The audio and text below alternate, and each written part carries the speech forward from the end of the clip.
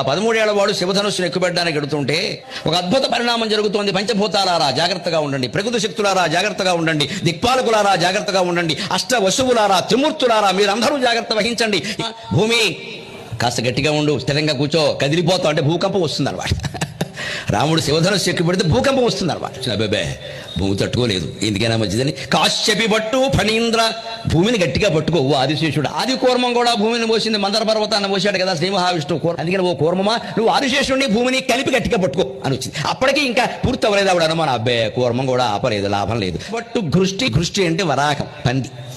ఈ భూమిని పట్టుకున్న ఆదిశేషుడిని, భూమితో సహా ఆదిశేషుడిని పట్టుకున్నటువంటి ఆది కూర్మాన్ని, భూమితో సహా ఆదిశేషుడితో సహా ఆది కూర్మాన్ని పట్టుకున్నటువంటి ఆది వరాహాన్ని కలిపి పట్టుకోండి ఓ అష్టదిగ్గజాలారా.